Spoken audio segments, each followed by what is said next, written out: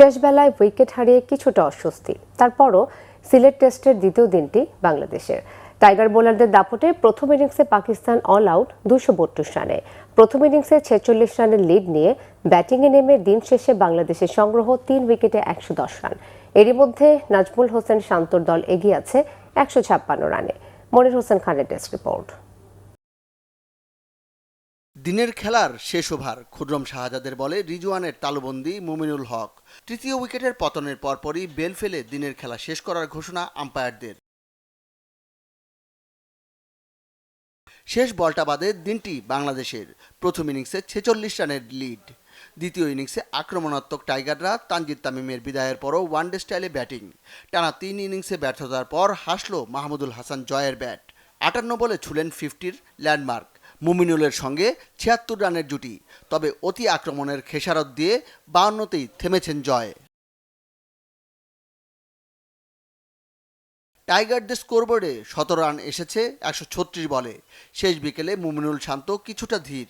মুমিনুল 30 করে সাজঘরে ফেরার পরও 156 রানের লিড বাংলাদেশের।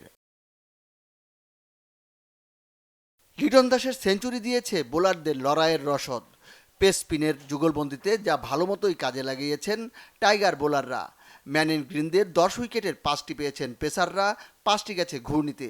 শুরুটা করেছেন তাসকিন আহমেদ। পাকিস্তানের 2 ওপেনারই তার শিকার। শান মাসুদ বাবর আজম ভয় ধরাতে শুরু করার আগেই ব্রেক থ্রু। মেহেদী মিরাজের ঘূর্ণিতে ঘায়েল শান। সৌর শাকিলও ধরাশায়ী মিরাজের মায়াজালে। 68 রানে থেমেছেন পাকিস্তানের ভরসা বাবর আজম। নাহিদ রানার গতিতে পরাস্ত মুশফিকের তালুবন্দী। সফরকারীদের মেরুদণ্ড ভাঙার কাজটি করেছেন তাইজুল ইসলাম। 184 রানের মধ্যে পাকিস্তানের 8 ব্যাটসম্যান সাজঘরে। সালমান, রিজওয়ান, হাসান ফিরলেন তাইজুলের স্পিনে। টেইলেন্ডার সাজিদ খানের পাল্টা আক্রমণ।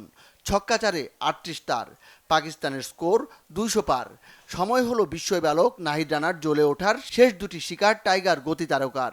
পাকিস্তান অল আউট 232 রানে। ম্যাচের কাছে মাত্র 2 দিন, পড়েছে 23 উইকেট। আবহাওয়া বাদ না সাধলে এই টেস্টের রেজাল্ট আসার সম্ভাবনাই বেশি। জয়ের পাল্লা হেলে আছে বাংলাদেশের দিকেই। Monir Hossain Khan, Bangla vision sports desk.